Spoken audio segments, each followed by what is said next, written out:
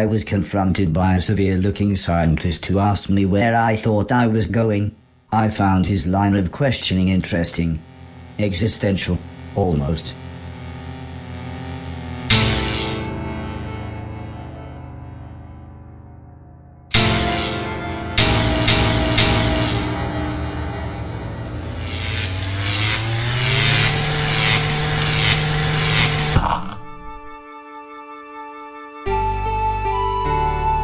I was so stunned I couldn't speak.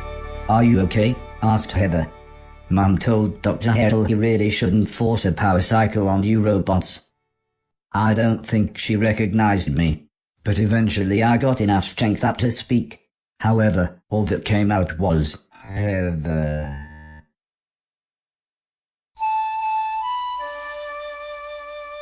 As for the old lady, I don't know how, but she recognized me as soon as I walked through the door of their living quarters.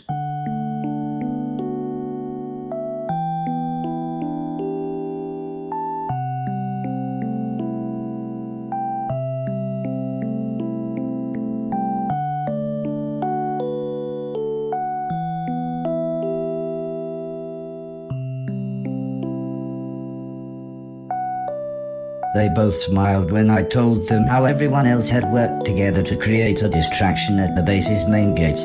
"Well," said the old lady, "we've been looking for an excuse to escape. Heather, grab your things and we'll get going."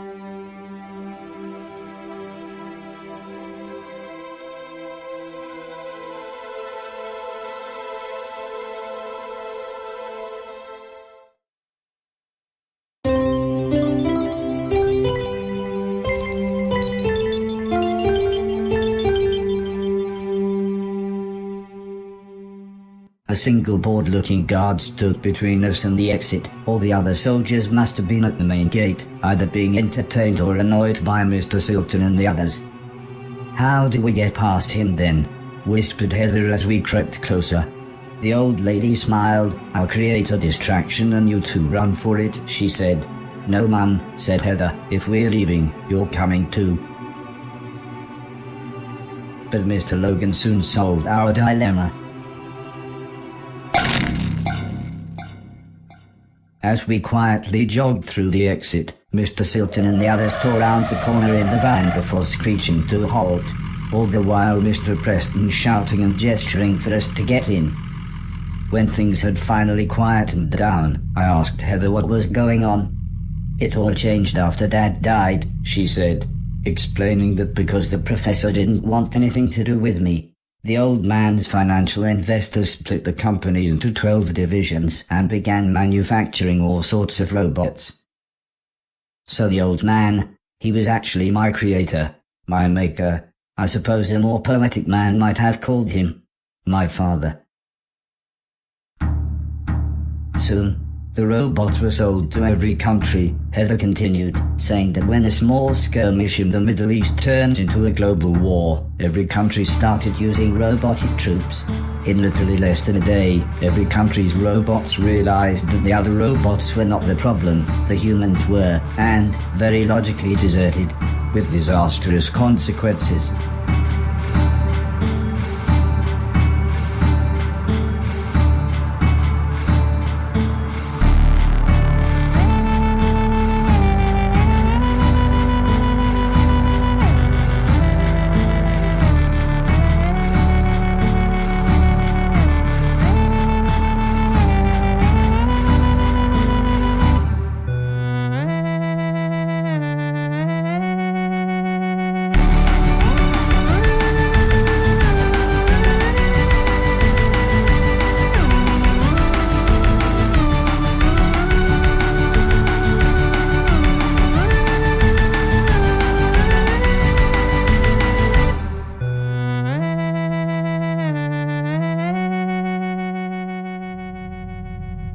It suddenly all made sense.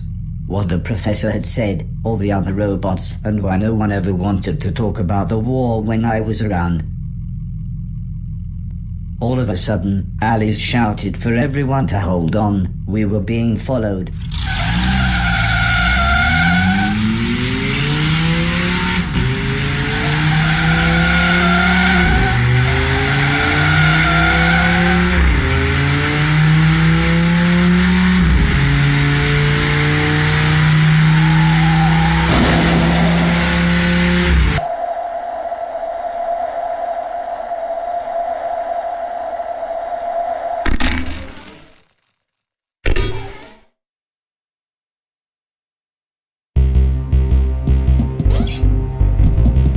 I'd never really considered the idea of God, but I actually prayed that Heather was okay.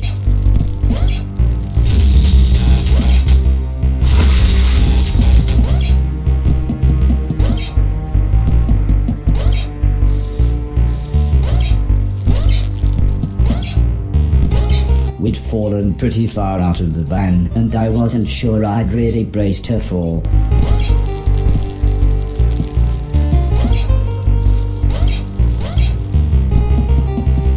Heather greeted me with a calm smile. "I thought you'd find me easier than I'd find you, so I thought I'd stay put." I made a small shelter as quick as I could. It was soon pitch black and starting to rain, so Heather had suggested we rest. In the morning, when there would be better light, we could try to find our way home. "I don't think Dad ever imagined this would happen," said Heather with a sad look in her eye. "I mean, he would always talk about how he'd dreamt of a robot when he was a young boy. He and Mum was so happy when you finally turned up. I honestly think he thought robots like you could help the world, not kill millions of people." "Death is really sad," I said. It was an obvious thing to say, but Heather nodded. "When my best friend died," she continued, "I asked Mum why people had to die. She said it was to make room for new babies to be born. I don't know why, but this made me feel both happy and sad at the same time.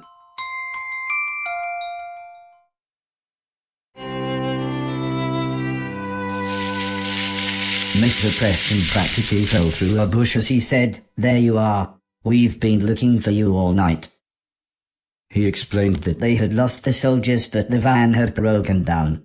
Luckily though, it was actually only a short walk away. I must have looked sad when we got back, as the old lady sat down beside me. "What's the matter?" she asked. I told her that Heather had explained the war to me. The old lady sighed. "It's not your fault," before saying how the original idea was for the robots to be raised like children, learning and developing their own consciousness. But when the old man died and I was shut down, my consciousness was taken, hacked, and copied to every other robot, to bypass the growing up stage. Heather explained that every robot had a tiny bit of my memories, of the old man, the house, of everything. So when the war broke out, hundreds of unstable robots kept arriving at their house. "I think it was like some kind of pilgrimage for them," said the old lady. "That's why we created a scrambling signal. It only works within a few hundred miles, but turns any unlicensed or illegal robots close enough into mindless zombies. That's another reason we were surprised to see you." Heather explained how most of the planet had been taken over by robots. She said they were looking for more people, but it wasn't looking good. They had received a radio signal from Japan. There was a few thousand people who survived there. "Lord knows how," said the old lady. "Their robots outnumbered people 50-1 by the time the war broke out." Heather said how she had been writing a virus that would shut any robot down. "I'm not really a great coder," she said. "Mum was trying to work out a way to boost the scrambling signal, but now you're here I've got an idea." The old lady smiled and slowly nodded. "We should be able to clone your personality and broadcast your consciousness to all the other robots." Heather smiled. "We'll make them all nice." "Robot," interrupted Mr. Sultan, "we're nearly done, but we're all starving. See if you can catch us one of them rabbits." When I got back, I told everyone that I couldn't catch anything. I don't think anyone was too disappointed.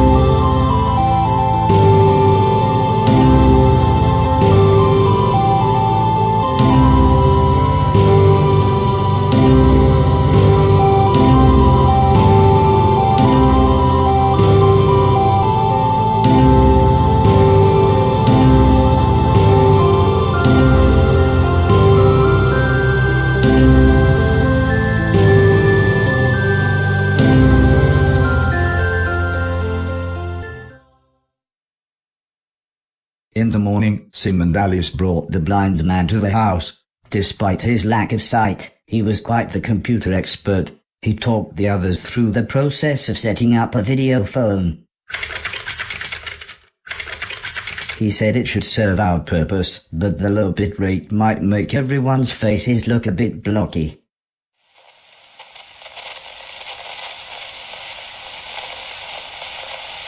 The device soon crackled into life. Hello, Nighthawk. This is Dr. Hero of Japan. Are you receiving me? Over. Hello, said the old lady. This is Nighthawk. It's good to speak to you again. Dr. Hero explained that something had gone wrong and the enemy robots had nearly breached their defenses. We have everything we need to broadcast our nice virus and make the robots far more passive. It might take a few months. Can you hold out until then? Dr. Hero sighed. Well, we'll have to. I spent the rest of that day helping Sim and the blind man set up a computer with what they called the internet.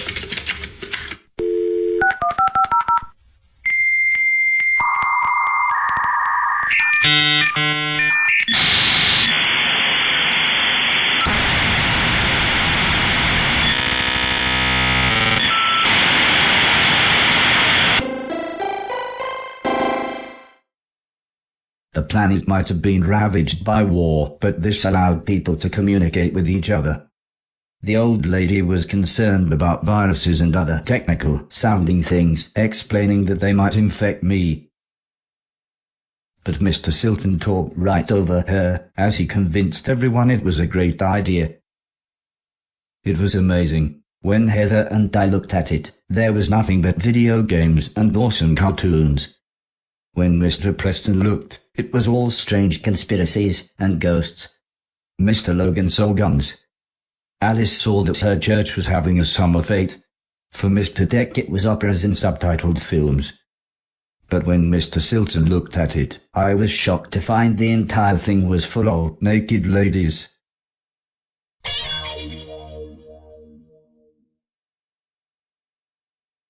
Later that evening, Mr. Silton wheeled an old piano into the room. Heather smiled as she explained that her parents had bought it for her when she had seen it in an old junk shop. As a thank you, she had written a piece of music for her parents, which one day she tried to play for them.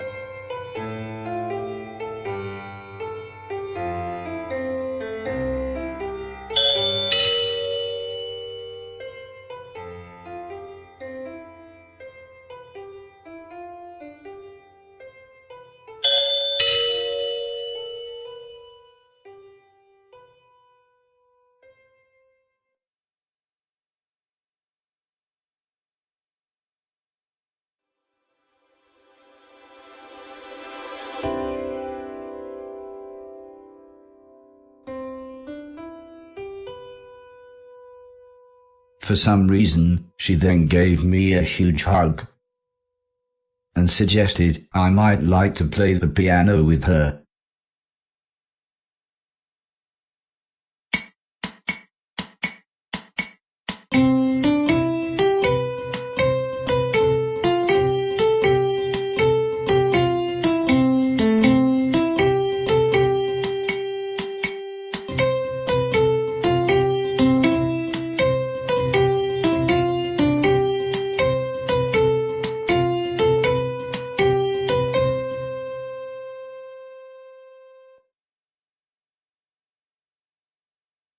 As happy as the old lady was with us playing the piano, we soon got back to business.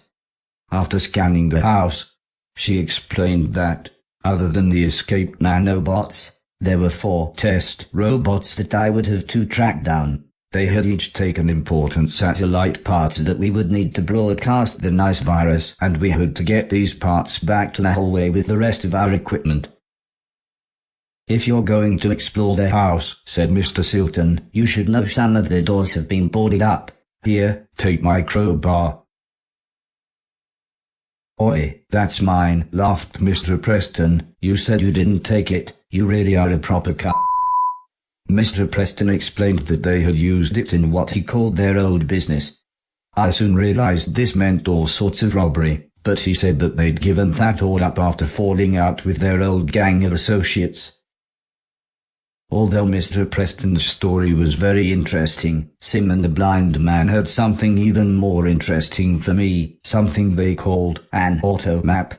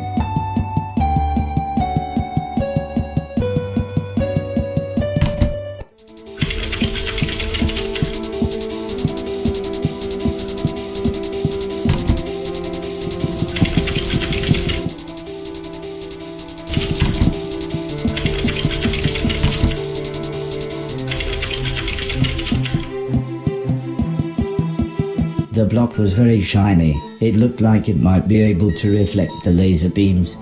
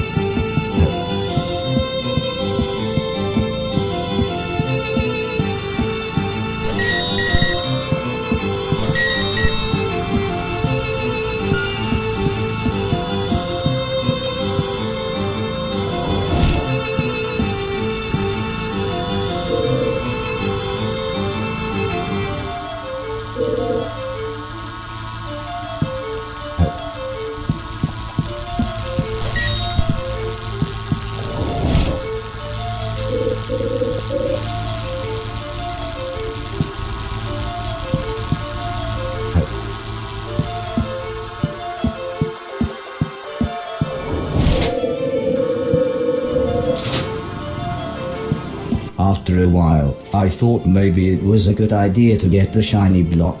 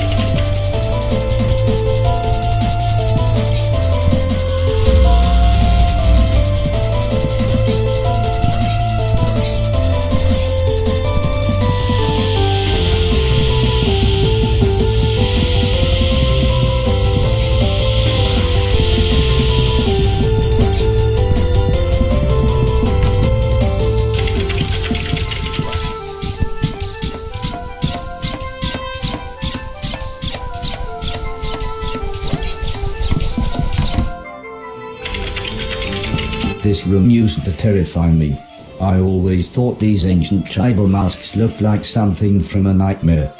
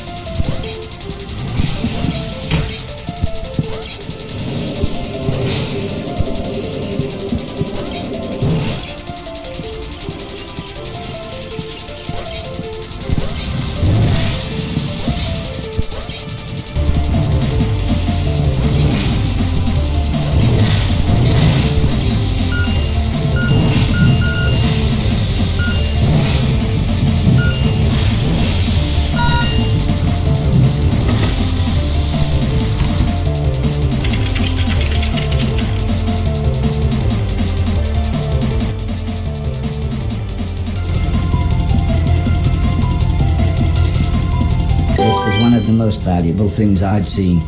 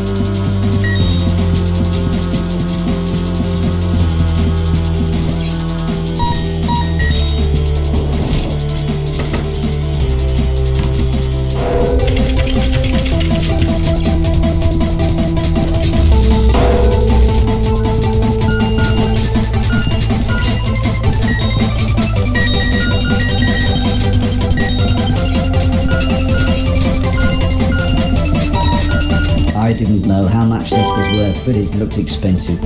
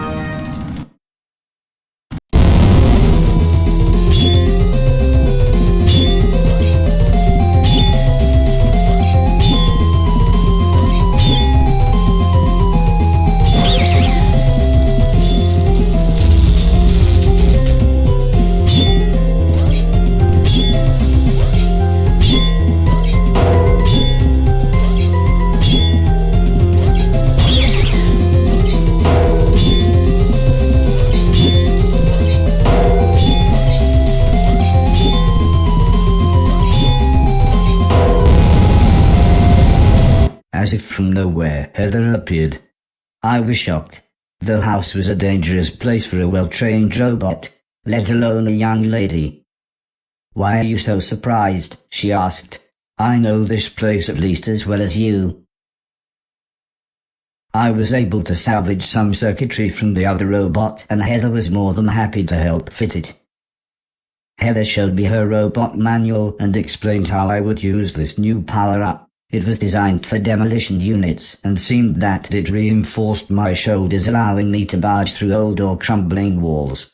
The controls relied on a press of the Z button to activate the dash and subsequent wall smash. The machinery looked like it would explode in 10 minutes. I had to get it back to the hallway. I just hoped someone knew what to do with it.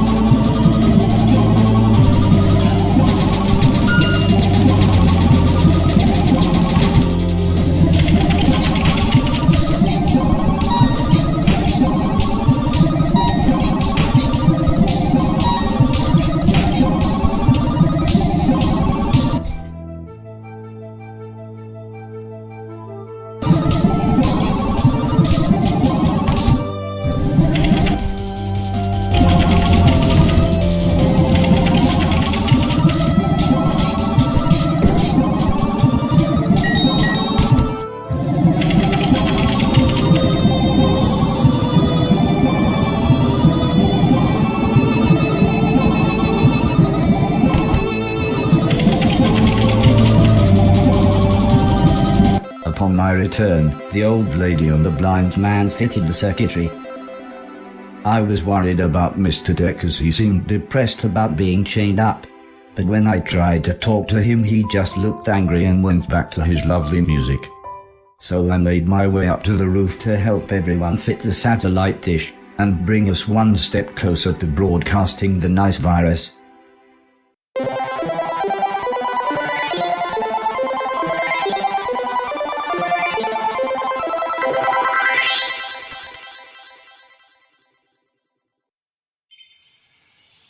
With some brilliant timing, as we all climbed down from the roof, the professor appeared. I think this was the youngest I had ever seen him. Mr. Preston looked most shocked. When we last saw you were, but the professor cut him off, explaining, "Stop, I can't risk my mission by knowing too much about my personal future." Mr. Deck was so pleased to see him, saying, "Thank God you're back, it's terrible here with these savages." When we explained what we were trying to do, the professor seemed pleased and offered to help. Somehow his box opened some kind of portal and he urged me to step through. I was slightly apprehensive but followed him into what turned out to be his bedroom. He explained that now I would be able to travel instantly between the hallway and his room, which, when he showed me on my map, turned out to be really useful. So, after he had undone the complicated-looking lock on the door, we made our way back to the hallway. But before we could even thank him, he was gone again.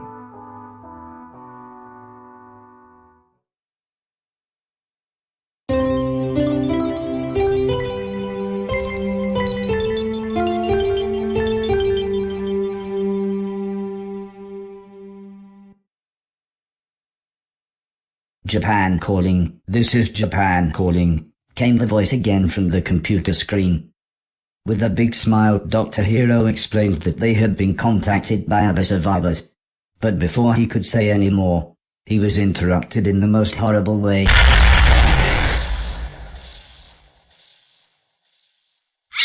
Heather screamed. Nobody knew what to do. "We'll just have to wait," said the old lady, "and pray they're okay." Suddenly, the doorbell rang, which was odd, as everyone we knew was already here. As it turned out, the old lady had telephoned the shopkeeper and junkyard owner. They offered to help with their wares, and were parked just outside if I needed them.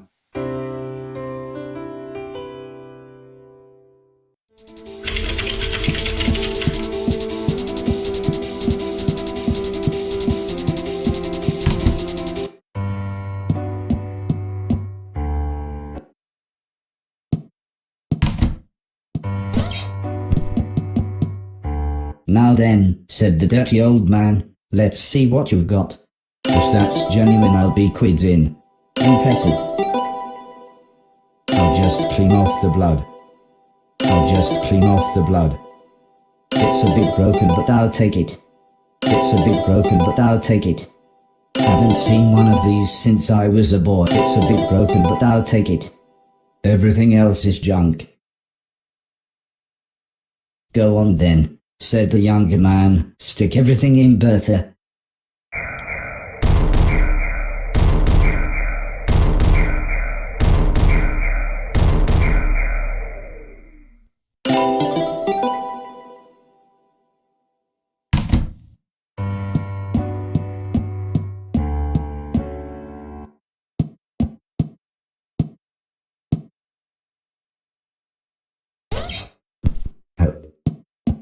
"Would you like that one gift wrapped, sir? That will cost you 20,000.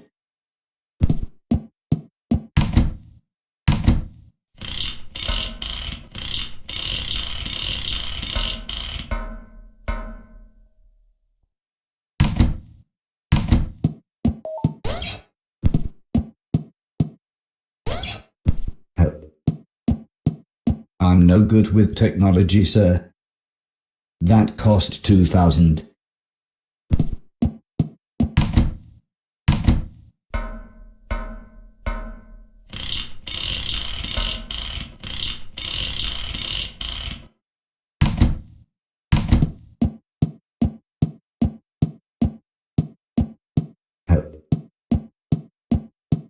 I'm no good with technology, sir.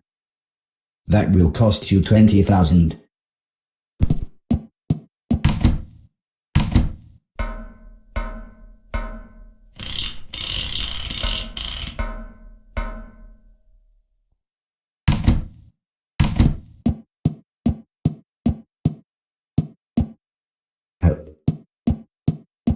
Sir needs to extend his jumping range. The float jump will help with that. That will cost you 60,000.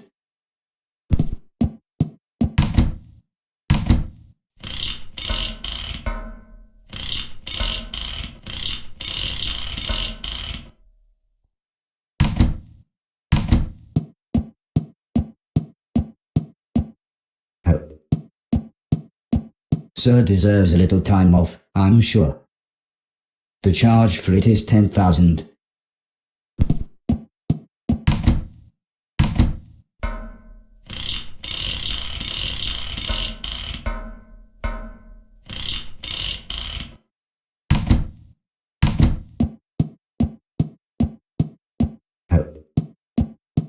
An additional shield orb slot. Very useful. That will be 50,000.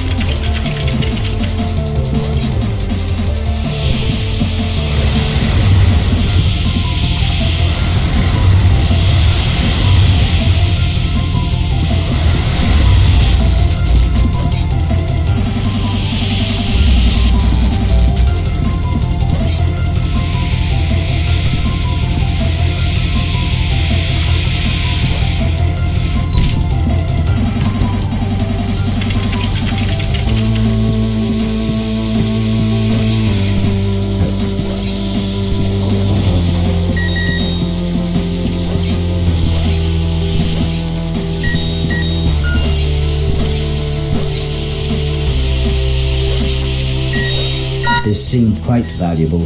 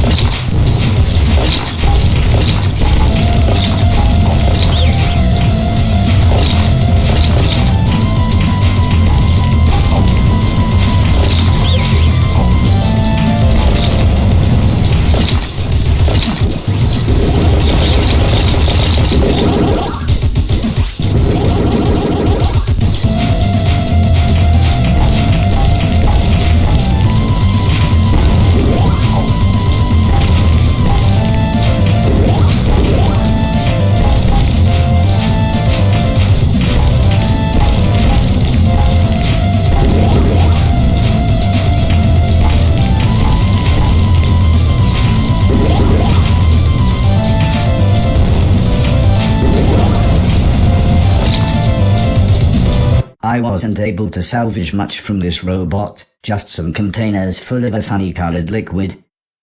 However, Heather was far more excited. "Wow," she said, "Dad told me about this, but I never actually saw it." She explained that, with a liberal coating on my joints and exposed areas, I would be able to submerge myself in water. I could now spend limited amounts of time swimming. Only 10 seconds or so, but it certainly sounded fun. Just like the last satellite part, this one looked like it would explode in 10 minutes.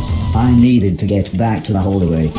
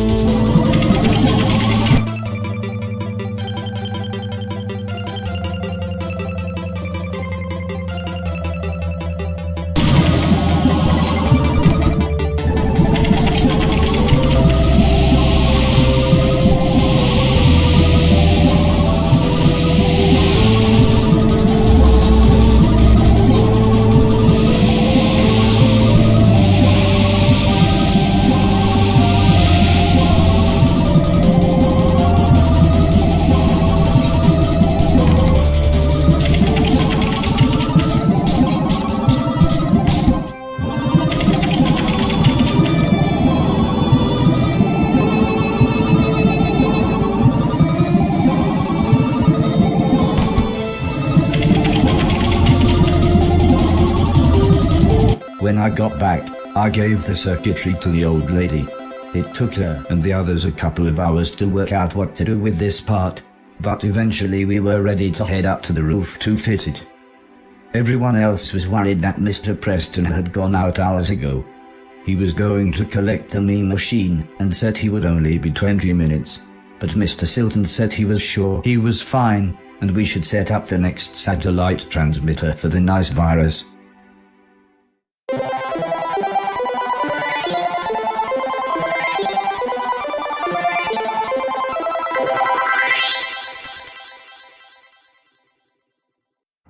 Mr. Silton and I were finishing up looking over the satellite dish. There was one thing I had always wondered about his home life. Due to the way she looked after him, I asked him if Mrs. Silton was in charge. But for some reason he got really angry, saying of course she isn't. But then ironically, we heard Mrs. Silton calling. For once Mr. Silton ignored her. At least until she sounded really annoyed. Mr. Preston explained to Mr. Silton that he had been attacked by their old gang associates, but Mr. Silton just got angry and said, "What do they want?" I told them we don't have the money from the post office robbery. He seemed to think that if their old associates tracked them down, then he and Mr. Logan would be able to scare them off. But the old lady pointed out that they would probably be more scared by what she described as a dangerous rogue robot.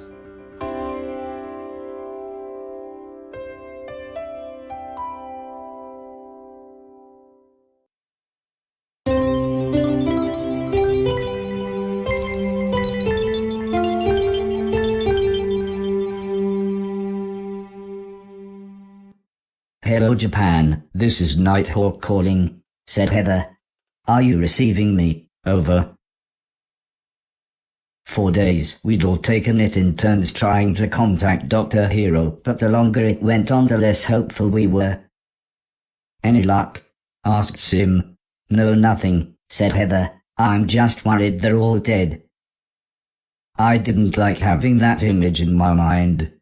If there's one thing I'd learnt, it was that death is really sad.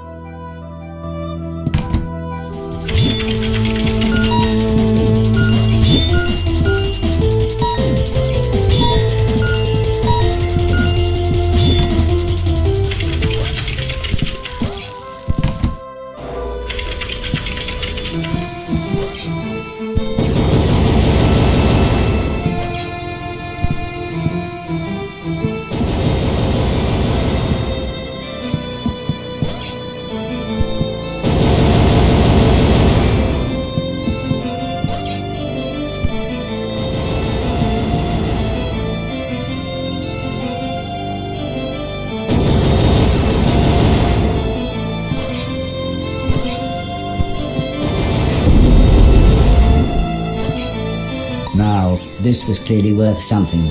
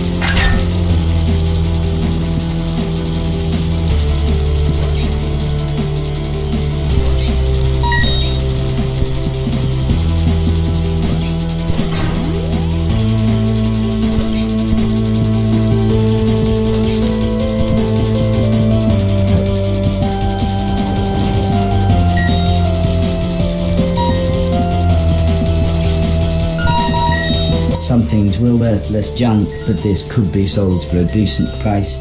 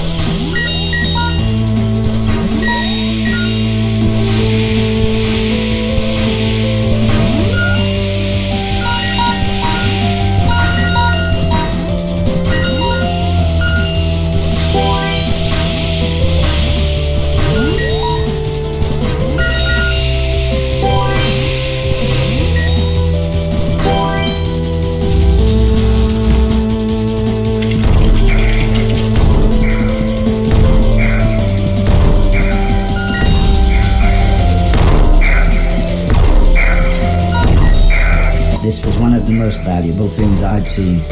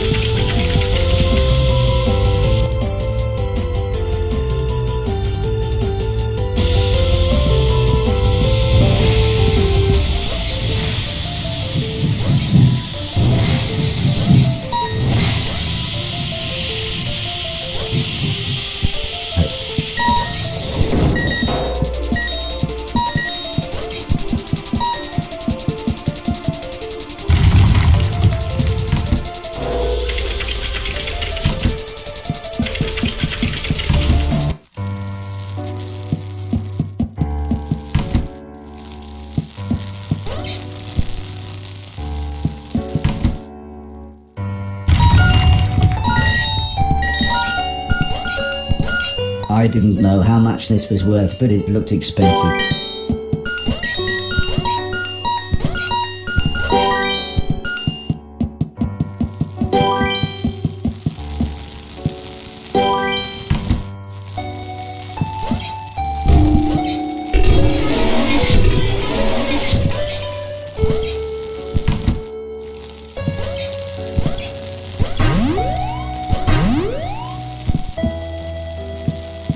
This seemed quite valuable. Now, this was clearly worth something.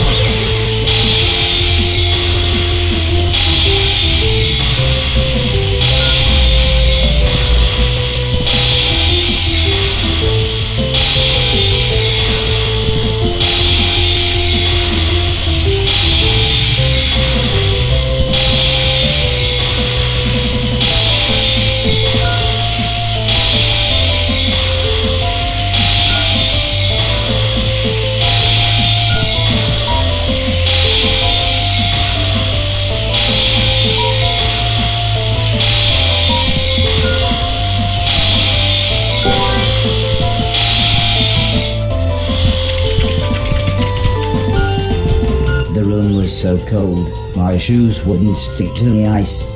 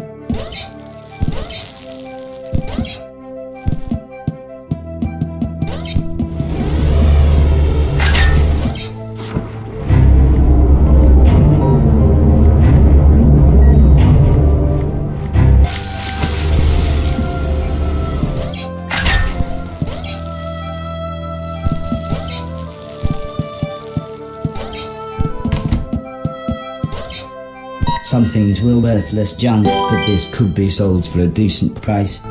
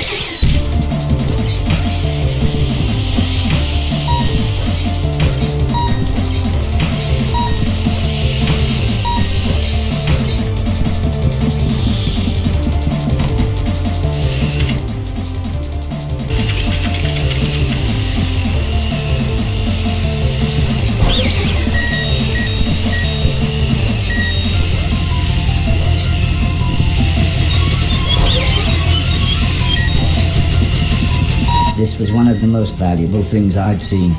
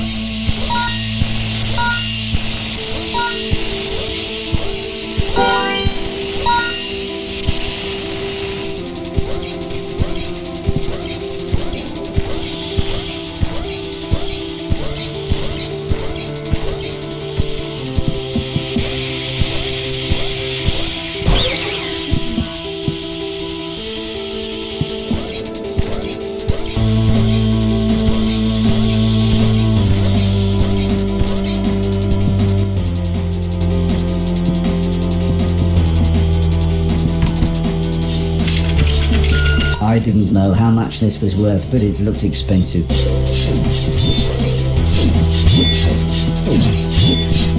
This seemed quite valuable.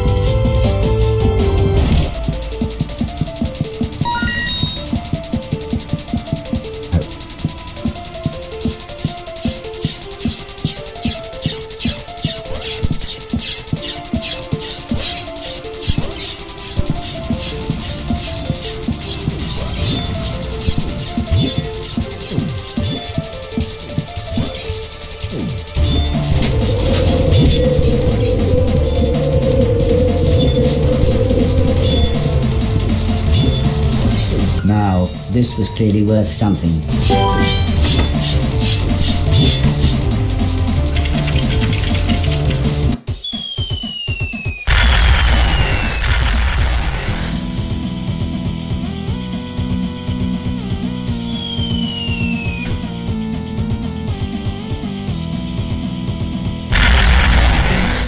The robot sounded just like me, but much deeper when he said, Prepare to die.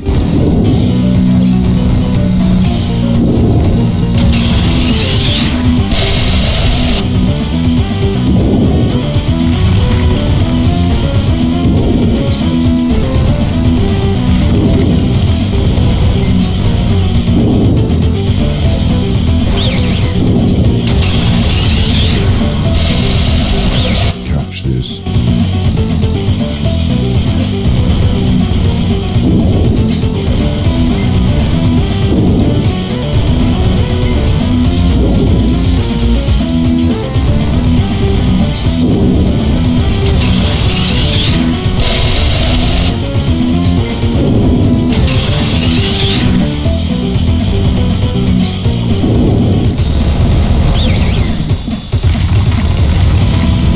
Catch this.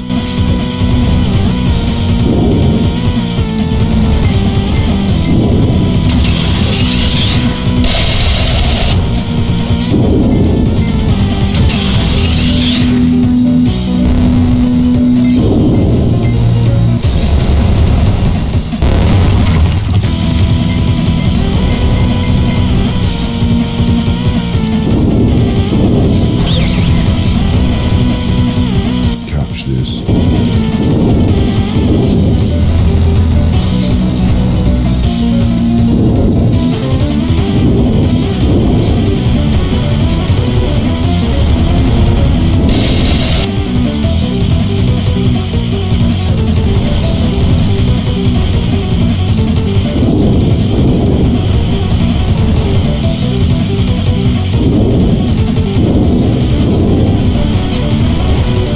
Take that.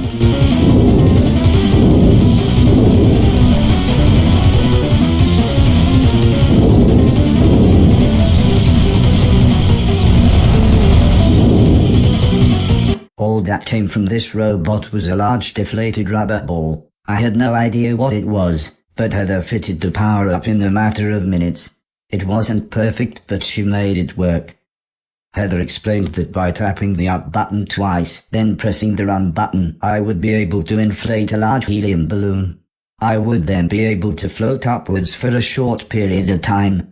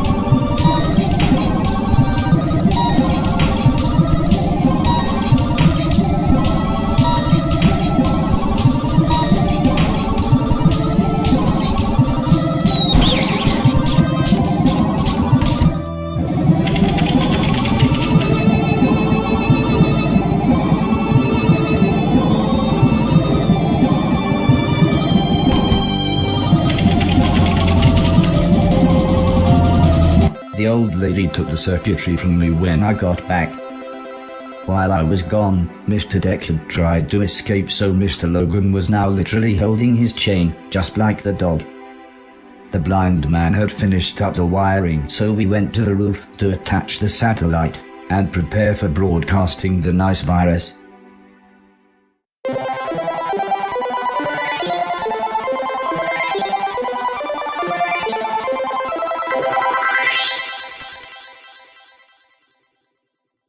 When we got down from the roof, everyone was really happy with how the satellite dishes were going, except Mr. Deck. When Mr. Preston laughed and told him to cheer up, he went into a rage, shouting, "I hope this all goes horribly wrong. I will double-cross you all at the earliest opportunity." "All right, Deck," said Mr. Silton, "back to the dog bed with you."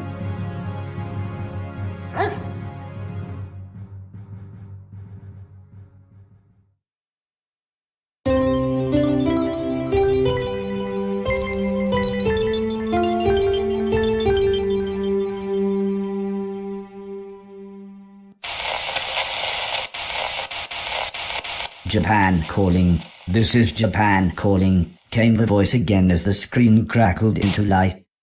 Heather leapt across the room. "This is Nighthawk," she said. "We're receiving you. What happened, over?" Dr. Hero sounded so happy to speak to us. He explained that they were forced deeper into their bunker. He said they had lost many good people, but managed to fight off the robots. "Well," said the old lady, "we're nearly halfway there. As long as we get the last few bits we need, we should be able to broadcast the nice virus in a matter of weeks." "Do not worry," said Dr. Hero. "We will survive."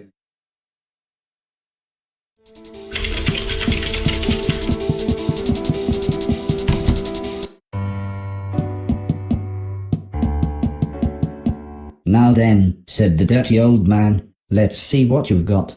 Can never have too many of these. I collect these. That's a beauty. I like these. I collect these. That's a body dazzler. I won't ask where you got this. It's a bit broken, but I'll take it. That's a body dazzler. I'll just clean off the blood. The police aren't going to come looking for this. It's a bit broken, but I'll take it. Can't say fairer than that. This is nice. The police aren't going to come looking for this. This is nice. It's a bit broken, but I'll take it. Can't say fairer than that. If that's genuine, I'll be quids in. I won't ask where you got this. Everything else is junk." "Go on then," said the younger man. "Stick everything in, Bertha."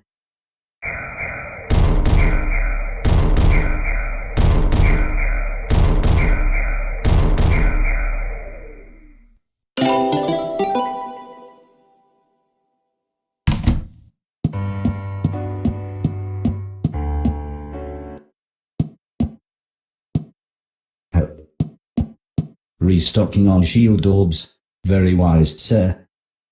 "That will be 1,000.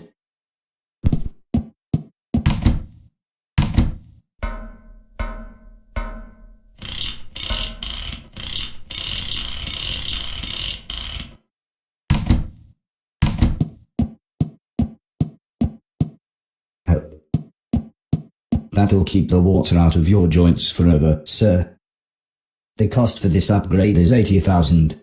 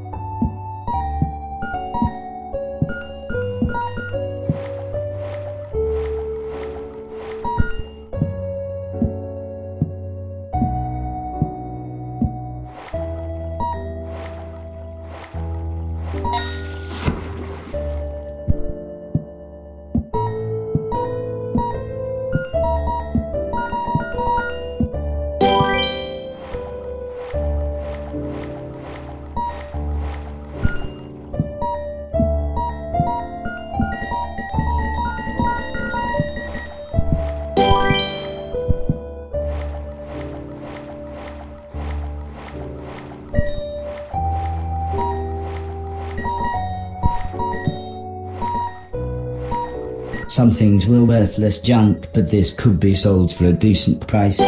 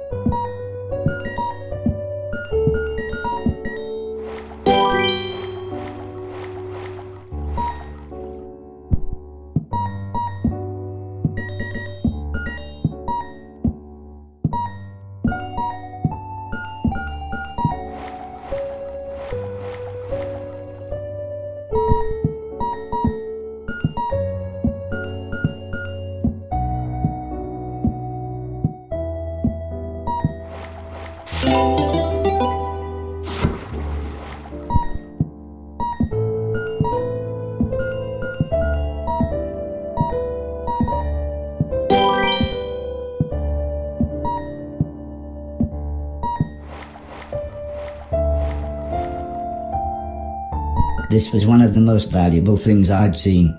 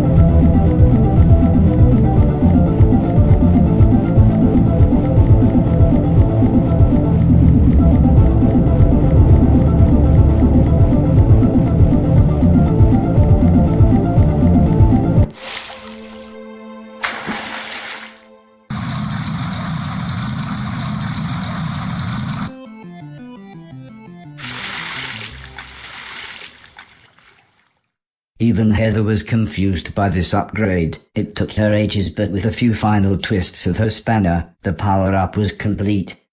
Once we got it working, it was great. I could finally walk along while ducking. I knew the score, 10 minutes to get back to the hallway.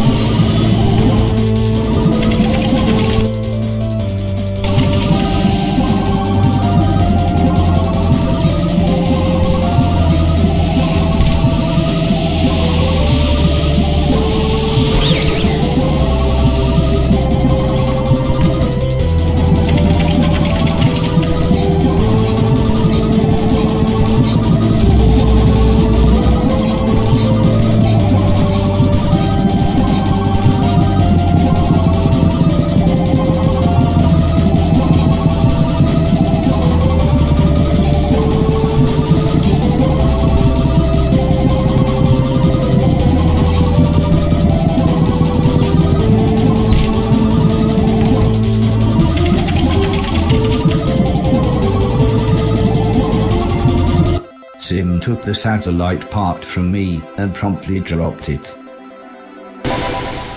The old lady looked worried as she picked it up, but luckily it was still in working order.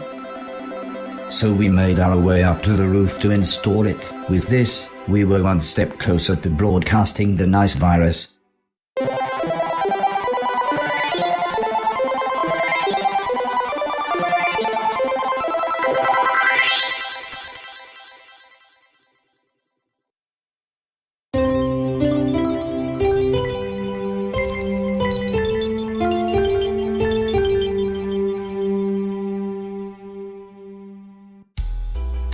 It was quite late, so everyone slowly went to bed, until it was just me and Alice.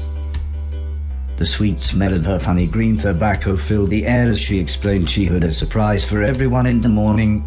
I wasn't sure what she was talking about, as I soon found myself drifting off.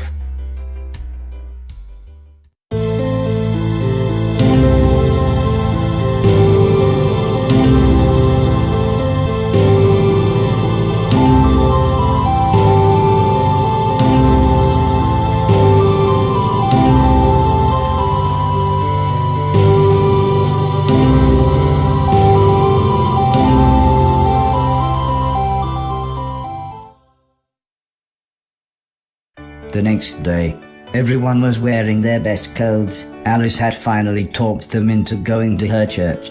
There was going to be a summer fete in her town.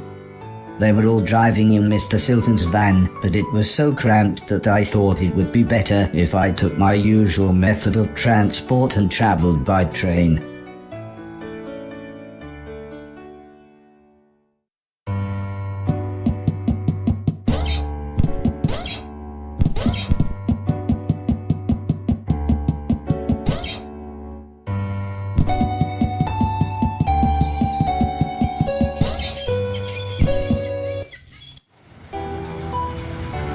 I took the fisherman's boat to the mainland.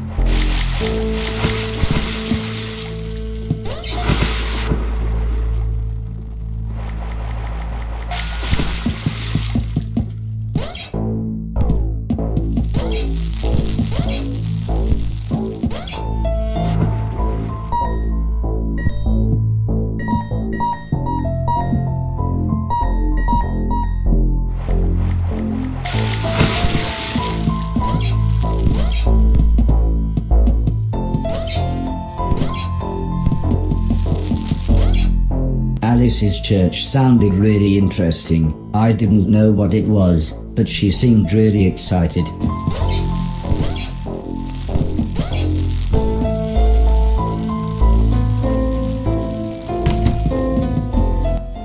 I made my way into the town.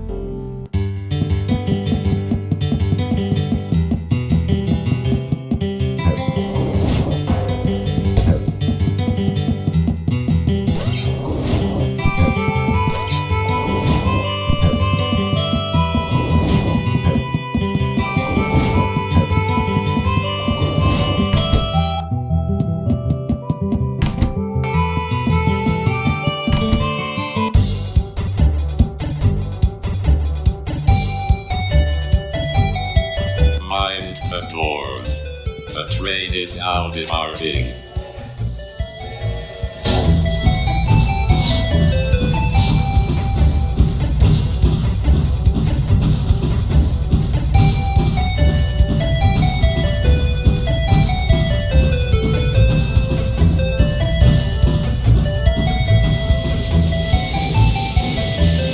Factoridon. This is Factoridon. Mind the doors. The train is now departing.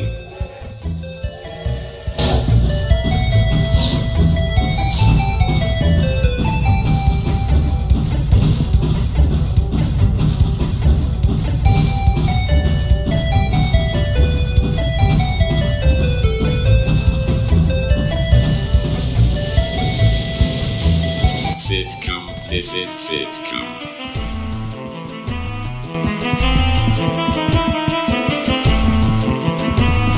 Mind the doors.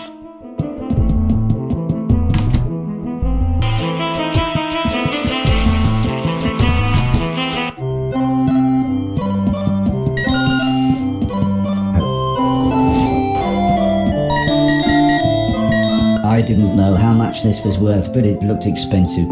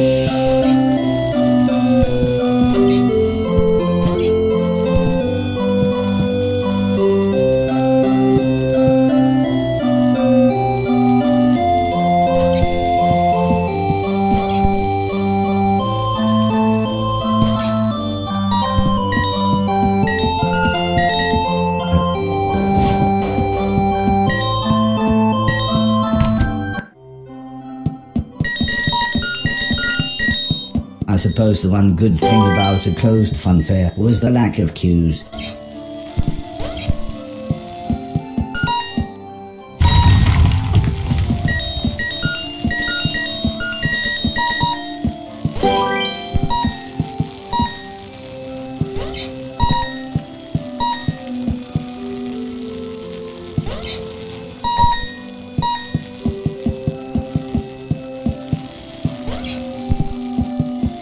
This seemed quite valuable.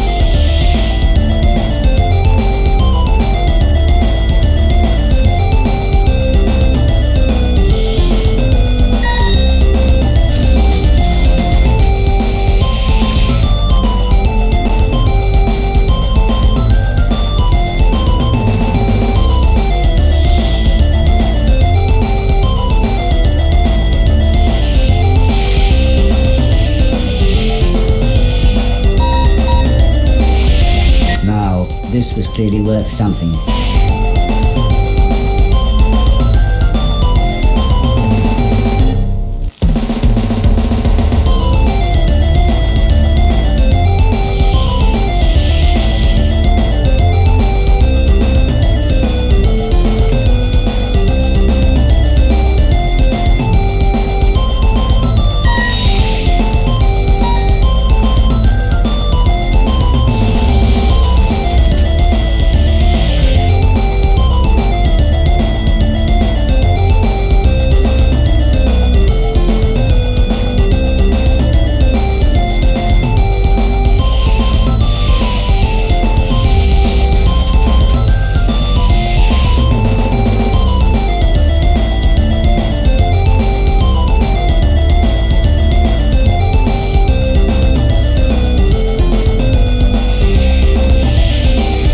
Some things were worthless junk, but this could be sold for a decent price.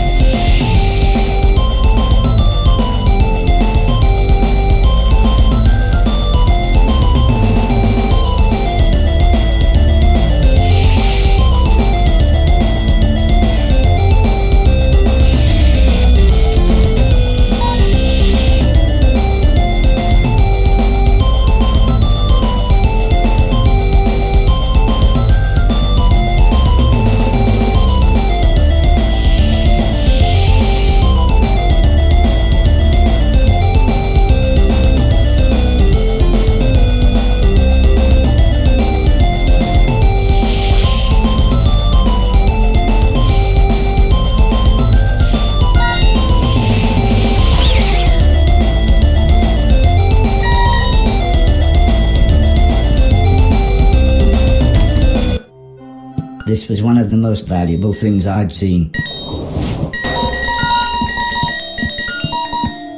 I didn't know how much this was worth, but it looked expensive.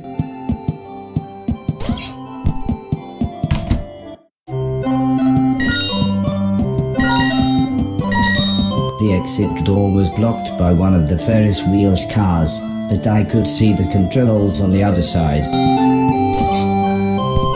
This seemed quite valuable.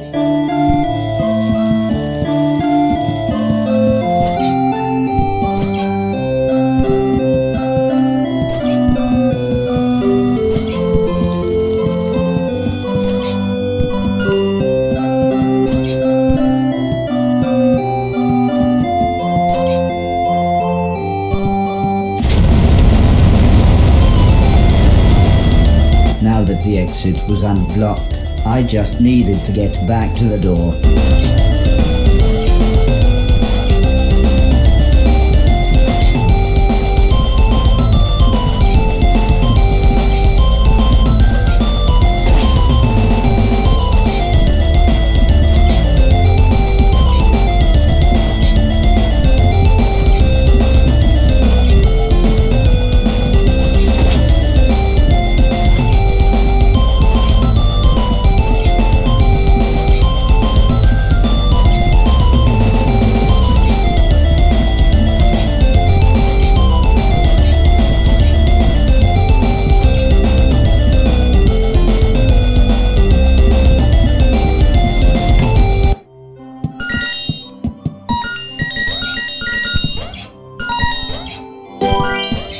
Now, this was clearly worth something.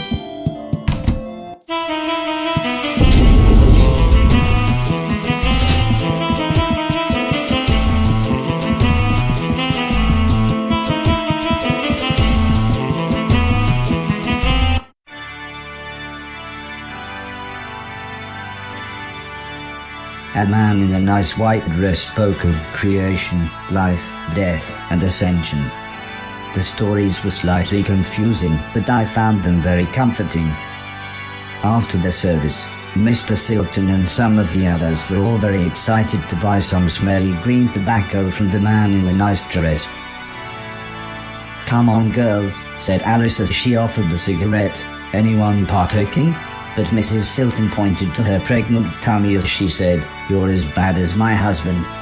The man, who I found out was called the vicar, took the cigarette. "Robot, as you know," he said as he took a deep breath, "our sports day is this afternoon. Do you think you're up to the challenge?"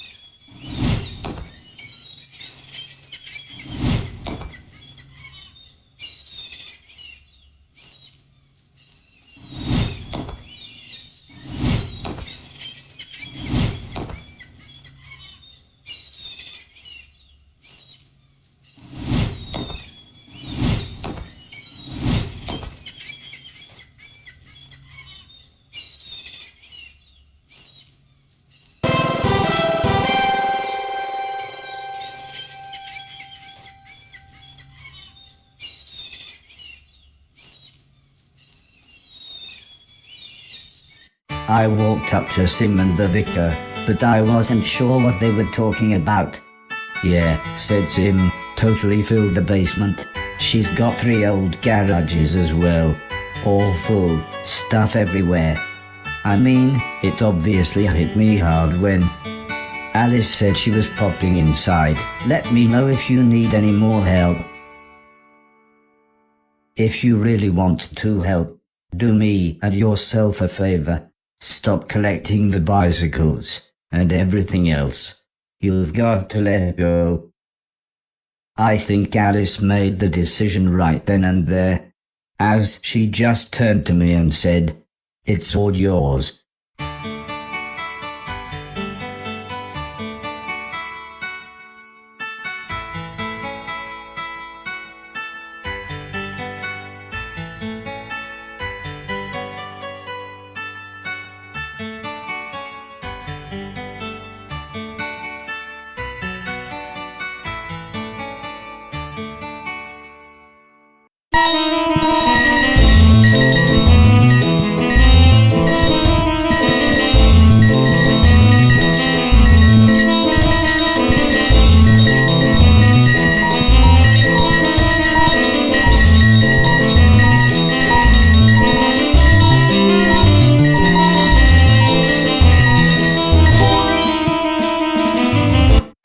last thing I found was a small photo album.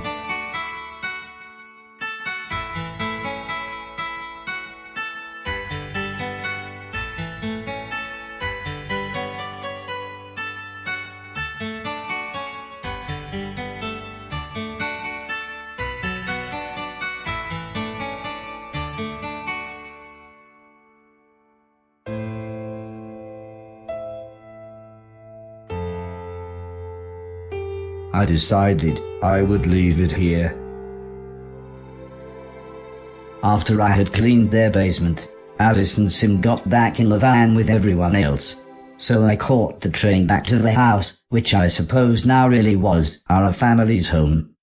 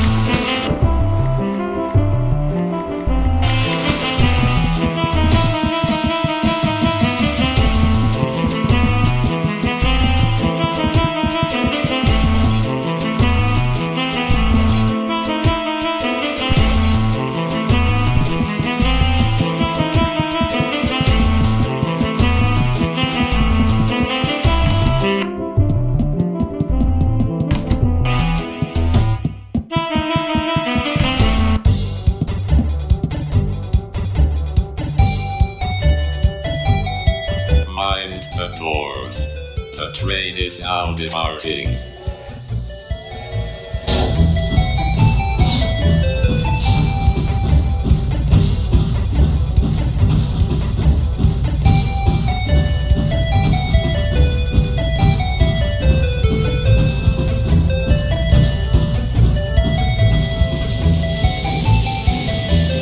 Big city, this is big city. Mind the doors. The train is now departing.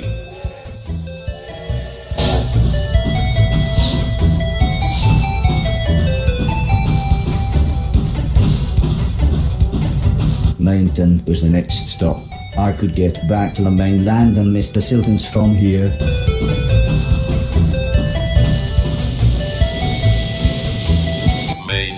This is Maiden.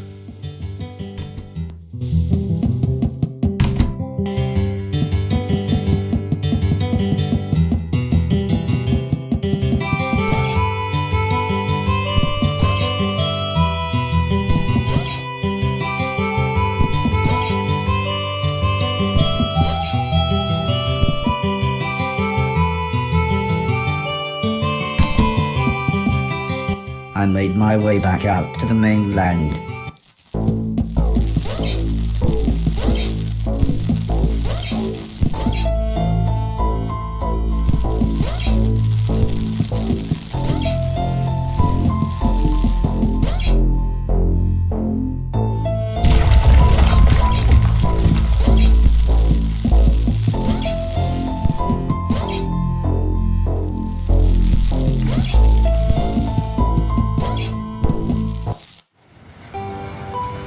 I took the fisherman's boat to the old man's estate.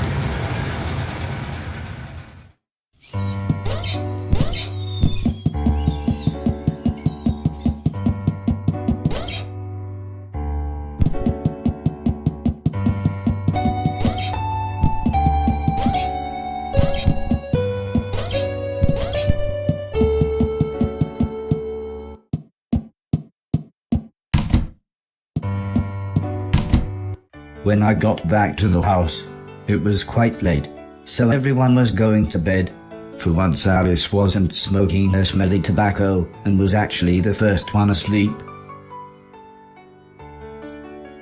And so I actually felt quite peaceful as I made myself comfortable for the night.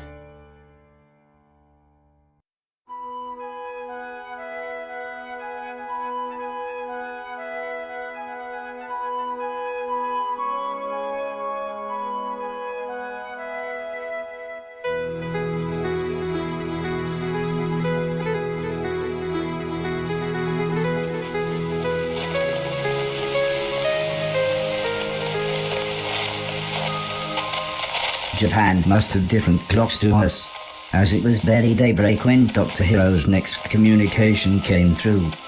It was amazing. He really had managed to find a few other groups of survivors.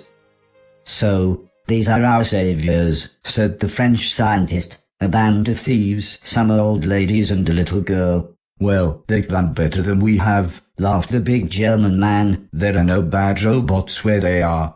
The Frenchman smirked, except for the three stood behind them. "Those are our friends," said Heather, quick as ever to defend us. "Guys, say hello." "So there is hope," said the American scientist. "The nice virus really does work. I've had Junior working on a similar virus, but the consciousness software is too well coded." "It's okay," said the old lady. "The virus really does work."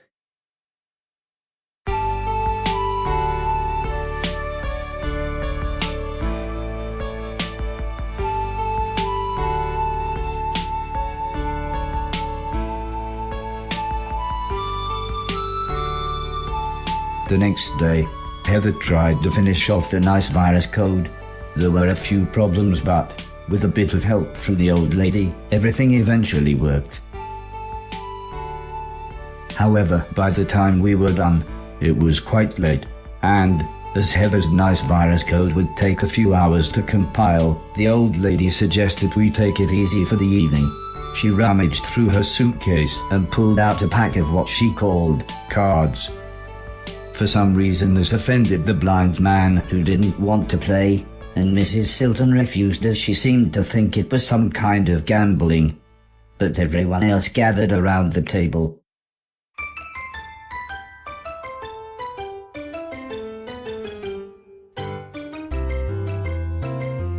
The old lady had explained that the rules involved lying, or bluffing, as she put it, so everyone would be trying to work out what each other's cards were. I think the pressure of playing got to Alice as she folded almost straight away. At one point, Mr. Preston thought he had won, but he really hadn't. As usual, Sim's sneeze gave him away, which made us all laugh. At one point there was a very tense standoff. Mr. Silton had some very good cards, but not as good as Mr. Deck. Soon, it came down to Mr. Logan, Heather, and myself. Then, just me and Heather.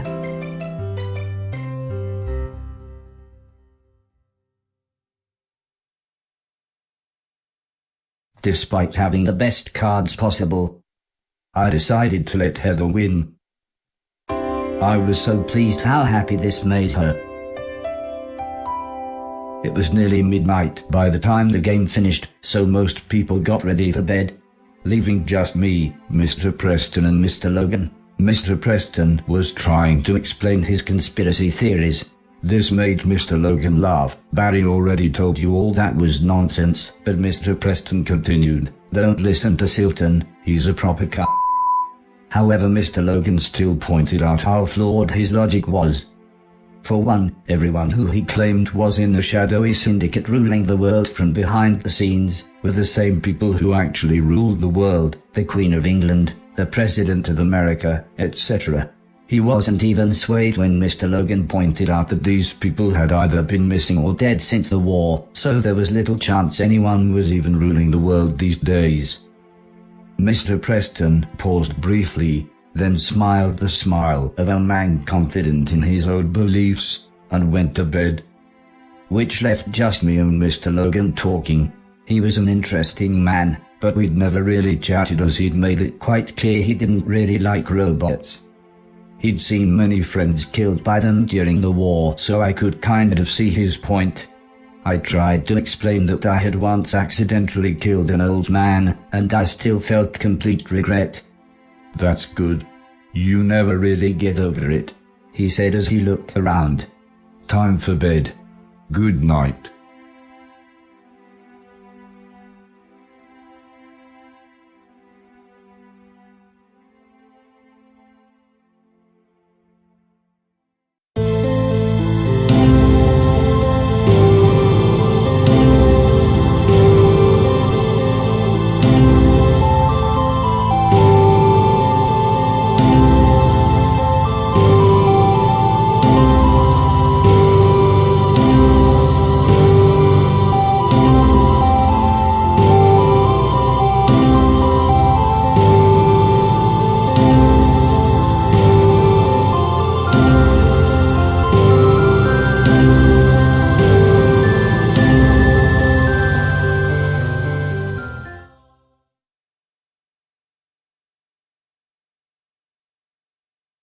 Very early the next morning, a terrified-looking Dr. Hero appeared on the screen.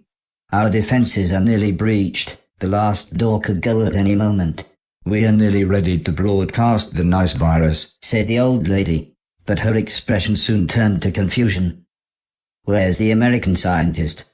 They never saw it coming, said Dr. Hero. Just like here, thousands of robots, all attacking at once. Heather looked like she was going to burst into tears. There were no survivors, said the French scientist. It was all so quick. It was strange. Although we'd only spoken to the Americans once, I could tell everyone felt a huge sense of loss. We may have a problem here too, interrupted Sim. The robot server, it's become sentient. The computer that runs everything. He really is now or at least he thinks he is. The blind man explained that it was the wireless fidelity system that would have linked him to the 4 main robots. That's why they were all so clever, said the old lady. The network spread the intelligence around all 4 of them. Well, said Mr. Silton, 5 now.